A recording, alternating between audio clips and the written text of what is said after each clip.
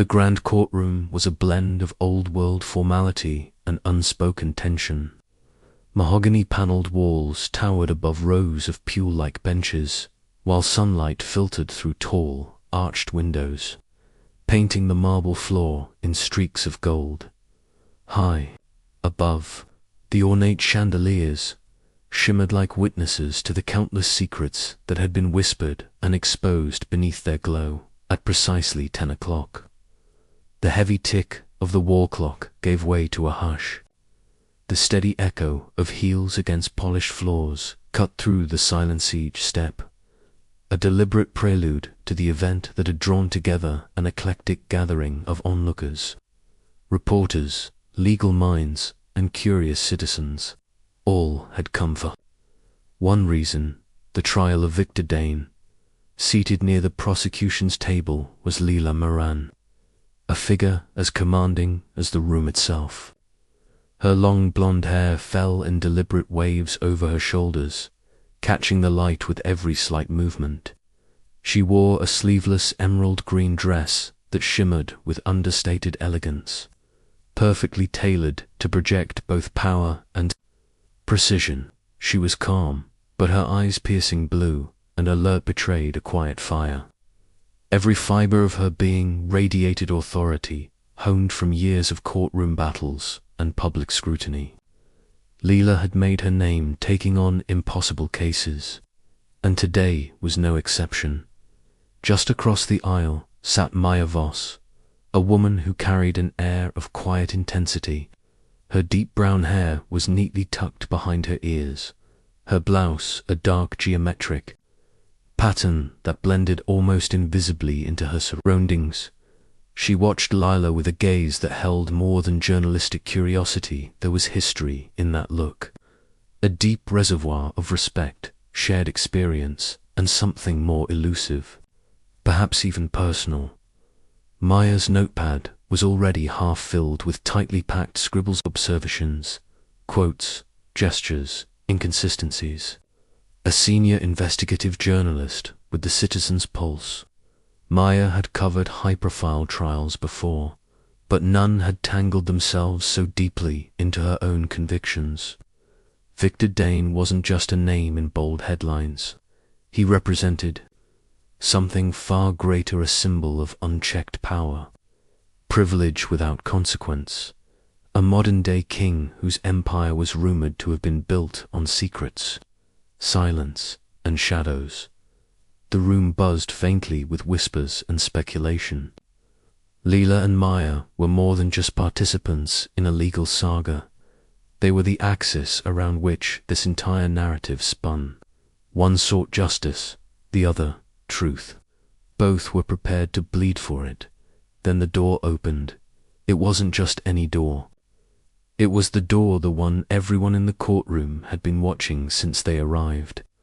The one that would finally reveal the man at the center of it all. Victor Dane entered with a presence that couldn't be ignored. Tall, composed, and meticulously dressed in a charcoal grey tailored suit, he looked every bit the titan of industry that graced magazine covers and investment summits. His salt and pepper hair was slicked back, his silver tie knotted in perfection. But it was his face, sharply angular, devoid of emotion, that truly captured the room. There was no remorse in his eyes, no sign of the storm he had walked into, only calculation. He was a man who had outmaneuvered opposition for decades, and by the look of him, he had no intention of faltering now.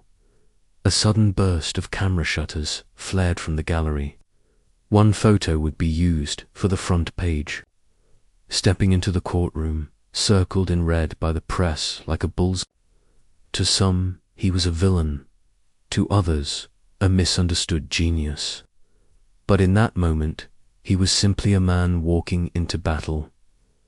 Leila's spine straightened instinctively, shoulders squared.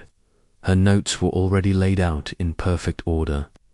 The strategy, airtight, but her posture signaled more than readiness, it radiated resolve. This trial was about more than contracts and corporate corruption. It was about holding power accountable, about proving that the rules applied even to those who believed they wrote them. Maya's pen danced across her page as she captured Victor's entrance, the stiffness in his gait, the briefest twitch at the corner of his mouth, the forced neutrality on his face. She had seen this performance before, in boardrooms and behind closed doors, but this wasn't his stage anymore. This was Leela's. Victor settled into his seat, flanked by his high-priced legal team, their briefcases filled with technicalities and distractions. He didn't look at Leela, nor did he acknowledge Maya, but both women knew he had already calculated their roles in his downfall. A bailiff's voice cut through the room. All rise for the Honorable Judge Elaine Booker. The room stood as judge. Booker, a woman of formidable intellect and reputation, entered. Her black robes flowed behind her as she took her place at the bench, eyes scanning the courtroom with measured calm. "You may be seated," she said, her voice cool and even. Silence returned. The trial commenced with the reading of the charges: securities fraud, obstruction of justice, corporate bribery, and conspiracy. Each word hung in the air like a hammer. Victor showed no emotion, but Leela caught a slight clench of his jaw when the word conspiracy was read. That was the nerve. Opening statements were called. Leela stood. She stepped forward, every movement purposeful. "Ladies and gentlemen of the jury," she began, "this is not just a case about money. It's about trust broken not just in boardrooms, but in homes, hospitals, and communities. Victor Dane used his wealth and influence not to build, but to conceal. He hid the truth because the truth would cost him. And today, we show you the truth. Not in speculation, but in evidence, in voices silenced too long." Maya's hand stilled for a moment, watching Leela transform from composed counsel to warrior. The courtroom was no longer just a chamber of loot, had become an arena, and everyone in it a witness to history. Victor's lawyer followed, delivering a polished rebuttal full of doubt and denial. But as he spoke, Maya noticed Victor glance just once toward Leela, and in that single glance was something unexpected. Not fear, not anger, recognition. He knew this wasn't going to be like any trial he'd faced before. As the first witness was called, and the courtroom leaned in, Maya turned a fresh page in her notebook and wrote just one sentence. With a gavel's striking blow, the judge called the courtroom to order. The sharp sound echoed through the room like a starter's pistol, signaling the beginning of a long-awaited battle. Leela sat still for a moment, her hands clasped in her lap, feeling the weight of the moment settle over her like a heavy cloak. Today was not merely about the case, it was about justice. It was about accountability. It was about standing up for those who didn't have the power or the platform to speak for themselves. She turned her head slightly, eyes locking with Maya's across the room. Maya offered a quick, reassuring nod, her eyes bright with a mix of determination and anxiety. The two women had been on this journey together for nearly 2 years, Leela in the courtroom, and Maya in the shadows, unraveling threads of corruption and deceit from behind her keyboard and reporter's notebook. Today, both of them were putting everything on the line at the defendant's table. Victor leaned back in his chair, the corners of his mouth curled into a smirk. He wore his arrogance like a tailored suit, confident, dismissive, and utterly unbothered by the gravity of the situation. He tapped a finger against the polished wood of the table, as though bored, as though the entire proceeding was just another nuisance to brush aside. Opening statements, the judge intoned. Leela rose slowly, smoothing her suit jacket, and approached the jury with measured steps. Her voice, when she began, was clear and even, not theatrical, not exaggerated, but firm, grounded.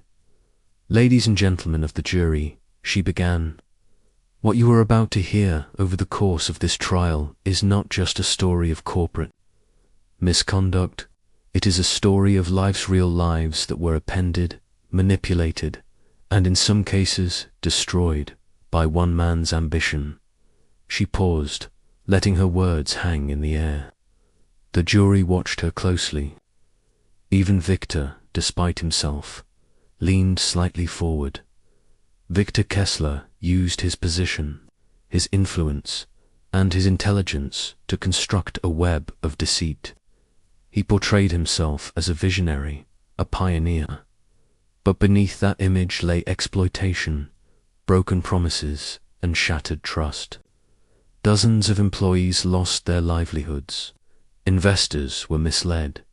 Whistleblowers were silenced. Maya's pen moved furiously across her notepad, catching each powerful sentence. Though she had heard Lila speak before, had even helped shape the narrative by sharing what her investigation had uncovered, hearing it now, in this charged courtroom, felt different. The stakes were higher. The energy was palpable, Lila continued, walking the jurors through the trail of financial misconduct, manipulated reports, and the internal memos that painted a damning picture of willful fraud. "Greed," she said quietly, "has consequences." When she finished, the courtroom was silent. She returned to her seat, glancing briefly at Maya again. There was no smile this time, just mutual understanding. The real fight had only just begun. Then it was Victor's turn. He stood casually, one hand in his pocket, the other resting on the table. He had foregone a prepared statement, choosing instead to speak from the heart, or so he claimed. His voice was smooth, practiced, charismatic.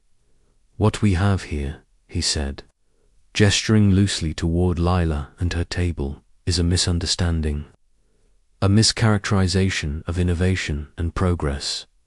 Yes, my company disrupted industries. Yes, we moved fast and broke boundaries. But to suggest that we did so maliciously, that we deliberately harmed people, that's not only inaccurate, it's insulting." He walked before the jury as if they were old friends. "I'm not a monster," he said with a rueful smile. "I'm just someone who believes in pushing limits. Sometimes things fall through the cracks, but that's not criminal. That's business." Some jurors looked uncertain, others frowned. Victor knew how to read a room, how to manipulate tone and posture like instruments in a symphony. Maya watched carefully, feeling the subtle shift in the atmosphere. He was dangerous not because he was loud or violent, but because he was persuasive. The real battle began when the questioning started. Lila remained poised, anticipating Victor's strategies. He was evasive, clever with his language, always circling the truth without letting it land. But she was prepared. She pressed him, guiding the conversation back to the facts.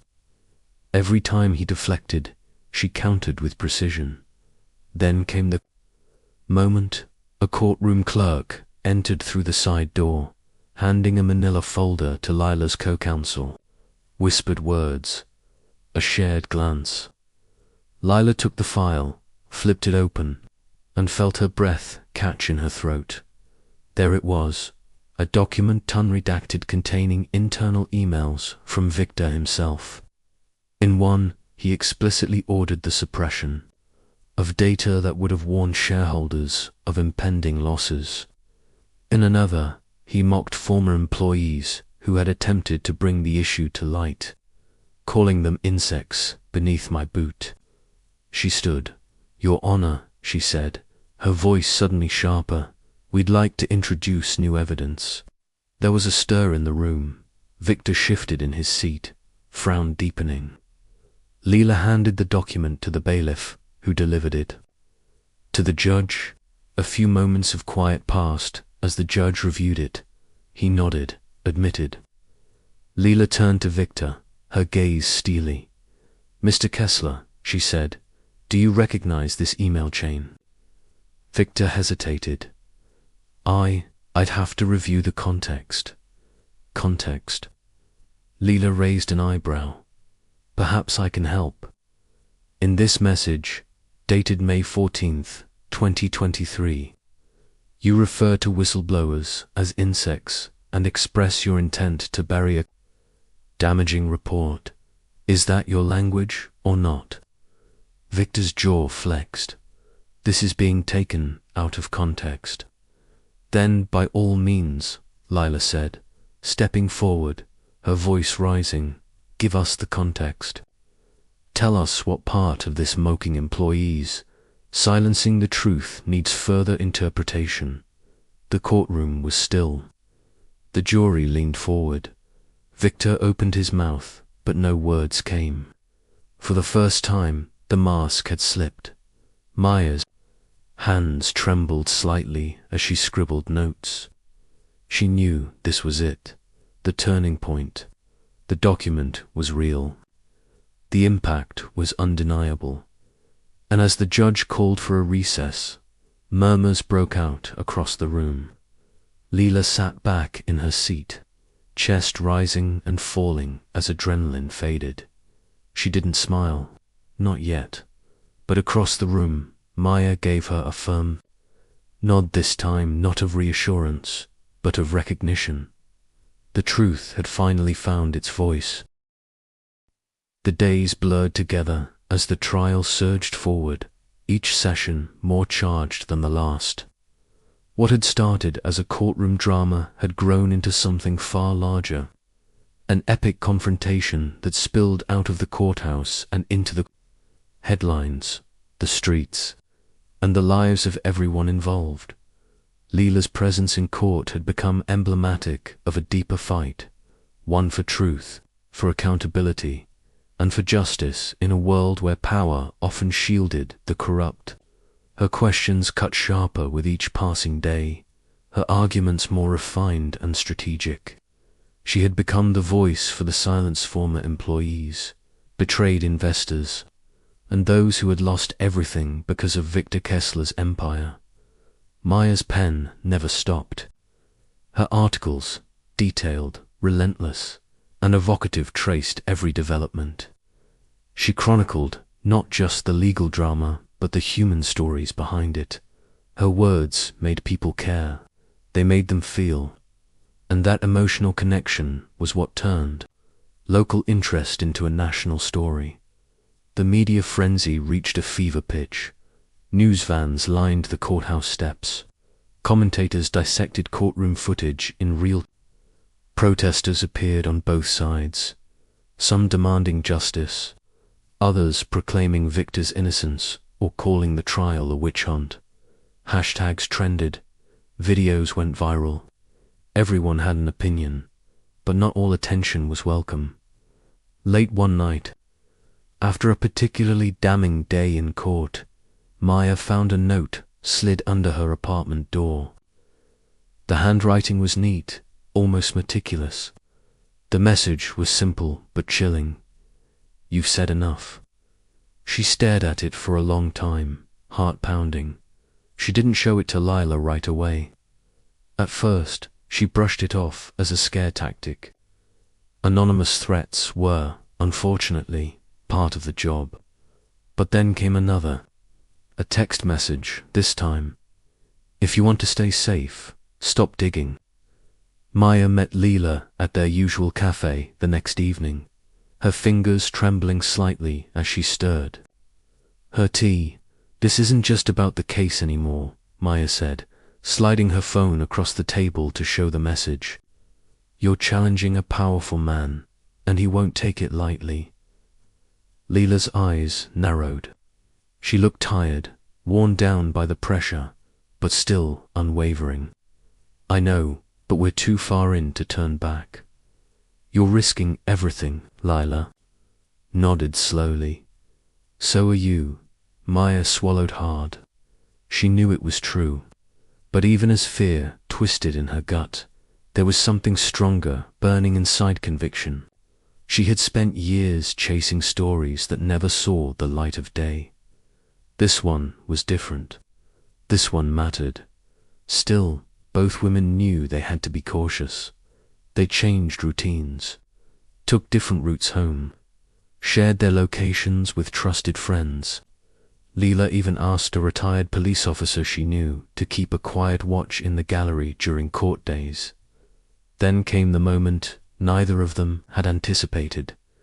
A new player entered the arena.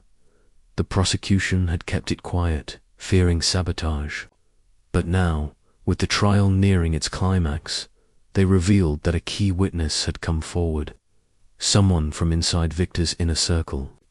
Someone who had remained loyal for years, but had finally decided to speak. His name was Raymond Cho Victor's, former operations director. He had left the company suddenly a year ago under mysterious circumstances. Rumors had circulated, but nothing had ever been confirmed. Now, he sat in a witness room, flanked by security and visibly nervous. I was complicit. He admitted to the prosecutors in a pre-testimony session, but I can't live with it anymore. Raymond's testimony would be explosive.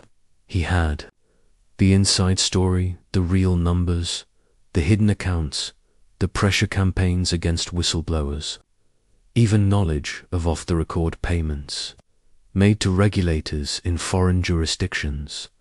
The announcement of his pending testimony sent shockwaves through the courtroom. Victor's legal team scrambled to counter. They filed motions, questioned Raymond's credibility, and hinted at character assassination. But nothing could stop the tide now. The judge approved the witness, and the court prepared for what was sure to be the most explosive day of the trial. On the morning Raymond was to testify, the courthouse was packed. The line to enter the gallery stretched around the block. Reporters jostled for position. Security was doubled. Maya stood among the press with her badge displayed, ready to cover the moment that could bring it all crashing down or raise new doubts. Raymond took the stand slowly, a bundle of nerves in a crisp suit. His voice trembled at first, but as he spoke, it grew stronger. Victor Kessler knew everything, he said. Every deal, every number that was faked, every person that was paid to stay quiet. He approved all of it. Gasps rippled through the courtroom. Lila leaned forward, listening intently as Raymond laid out years of unethical practices, paper trails, forged documents, backdoor payments. Victor's composure faltered. He shook his head, leaned in to whisper furiously to his lawyer, and crossed his arms tightly. Gone was the casual charm he had wielded so effortlessly in earlier sessions. Now, he looked like a man losing control of the narrative he had so carefully constructed. Raymond continued for over an hour, answering every question with detail and clarity. His testimony corroborated much of what Lila had argued and reinforced the evidence that Maya had reported on for months. When court adjourned for the day, the atmosphere outside was electric. Protesters cheered. Victor's supporters grew quieter. News anchors prepared special evening editions, but Lila and Maya didn't celebrate not yet. They walked side by side out of the courthouse, their faces serious. "This isn't over," Maya said, glancing over her shoulder. Lila nodded. "Not until there's a verdict." And even then, they knew the fallout would only just be beginning. The reputations destroyed, the lives impacted, the powerful enemies made. Whether Victor was convicted or not, they had already changed the landscape. The truth had come to light, but shining a light on darkness came with a cost. As night fell, Maya wrote the headline for her next article, The truth emerges, but at what price? And far across the city, in an office stripped of power, but not yet devoid of threat, Victor Kessler stared out the window, silent and calculating. The war was no longer in the courtroom. It had only just evolved. The morning sun filtered through the courthouse windows, casting long beams of light across the polished wooden floor. The day had arrived, the day that would decide everything. The courtroom was already filled to capacity, a hum of anticipation. In the air, reporters lined the back rows, cameras stationed just outside the doors, and spectators shifted in their seats, murmuring quietly as they waited. Every seat was occupied. Every eye was fixed on the front of the room, at the plaintiff's table. Leela sat with her hands clasped tightly together, trying to calm the storm inside her chest. Her heart pounded, not just with nervous energy, but with purpose. Everything she had worked for, everything she had risked, led to this moment. She glanced at Maya, who was seated a few rows behind the bar, notebook open, pen moving in quick, tight strokes. Maya looked up. Their eyes met, and both women nodded to each other, silent warriors in the final stages of a long, hard battle. Then, the doors at the side of the courtroom opened, and Raymond Cho, the former director of operations and Victor's once loyal right hand, stepped into the room. The buzz in the air died instantly. Raymond moved with measured steps, his expression serious but composed. He had exchanged loyalty for truth, and he knew exactly what that meant. As he took the stand and was sworn in, the tension in the room was tangible. Lila sat forward, her legal pad forgotten in front of her. Victor, seated at the defense table, tried to appear unfazed, but the confidence he once exuded was nowhere to be found. His jaw was tight, his hands fidgeted. Raymond cleared his throat. I was the director of operations for Victor Kessler for nearly 6 years. I was responsible for internal logistics, strategic rollouts, and enforcement of company directives. The phrase hung heavy in the air. What kind of directives, Mr. Cho? Lila asked, standing now, her voice measured and clear. Raymond hesitated for only a moment before continuing. Instructions to hide financial losses, to mislead shareholders, to reassign or terminate employees who raised concerns. I was ordered to scrub emails, modify records. I complied. For a long time, I complied. There was a ripple of shocked murmurs throughout the gallery.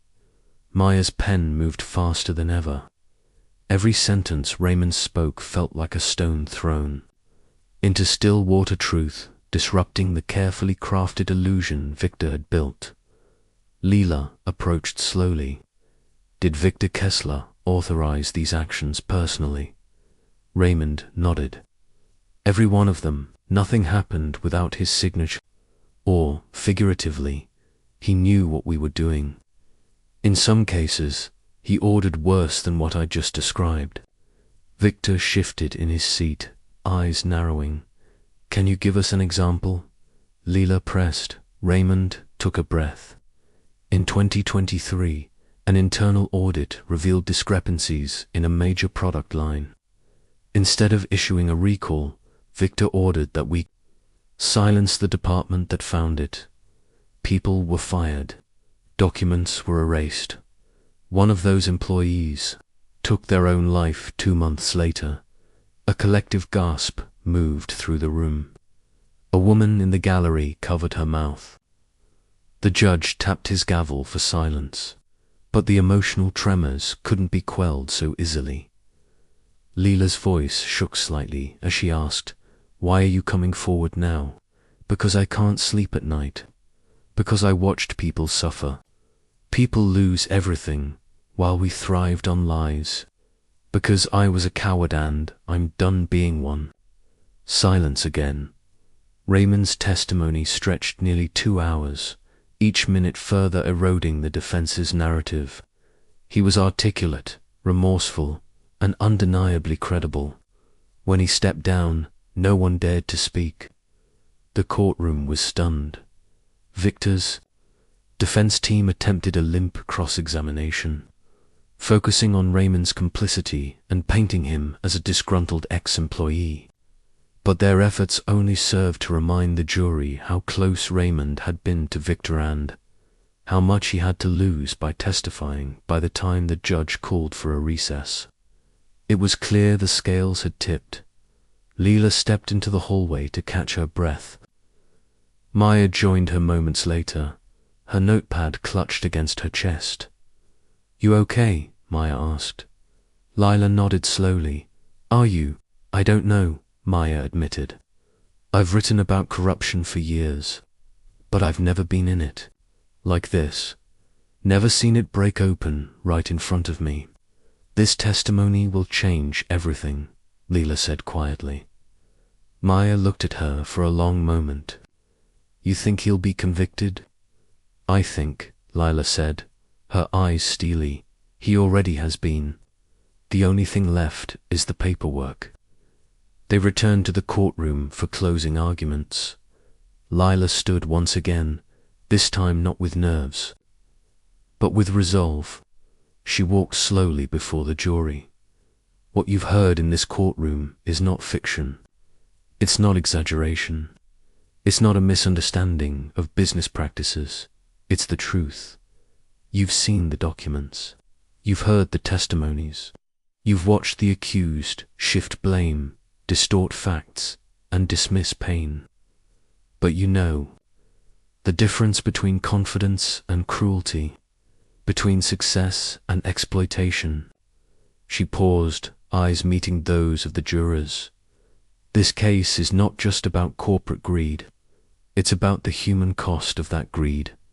Families destroyed, careers ruined, a life lost, and all of it was orchestrated from the top." Voice dropped, but her words rang louder. Victor Kessler knew exactly what he was doing, and now he must be held accountable. For justice, for truth, for every single person he thought was too powerless to fight back. She returned to her seat. There were tears in Maya's eyes. Even the judge looked moved. Victor's attorney followed with a short, defensive argument, reiterating their claim that Victor's intentions were misunderstood, that business was complex, and that blame was being unfairly cast. But the courtroom had changed. The narrative had shifted, and no amount of spin could unwind what had been laid bare. The jury deliberated for hours, and the tension was suffocating. Leila paced the hallway. Maya fielded dozens of calls from news outlets, desperate for updates. The courthouse stayed lit. Into the evening, reporters huddled outside, viewers glued to their televisions and phones. Finally, just after 8 p.m., the jury returned. Leila, Maya, Victor, and every spectator returned to the courtroom. The judge took his seat. The air was still. The foreman stood, holding a single piece of paper. In the case of People versus Victor Kessler, on the charge of conspiracy to commit fraud, we find the defendant guilty, gasps. On the charge of willful destruction of evidence, guilty, the room buzzed louder. On the charge of negligent homicide by corporate action, guilty. Leila closed her eyes. A single tear rolled down her cheek. Maya stared in stunned silence, then quickly began writing again, her hands trembling. Victor sat stone-faced, lips pressed together. For once, he had no words. As the judge thanked the jury and began outlining sentencing procedures, the courtroom erupted into a mix of reactions, some cheering quietly, some simply crying. Reporters rushed out to file breaking news reports. Outside, a spontaneous crowd had gathered. Someone shouted, "Justice," and others followed, Lila stood slowly. Maya met her at the exit. "You did it," Maya whispered. "No," Leela replied. "We did." They stepped outside together. Flashbulbs popped. Microphones were extended. But for a moment, the world seemed to hold still. Lila breathed in the night air. For the first time in months, it felt like she could finally exhale. They didn't give statements. They didn't need to. The truth had spoken for itself. As they walked down the courthouse steps, shoulder to shoulder, they knew that the story wasn't over. There would be appeals. There would be consequences. The machine Victor had built wouldn't crumble overnight, but something had changed.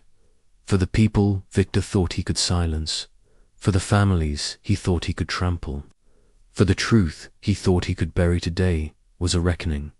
And for Lila and Maya, it was a beginning.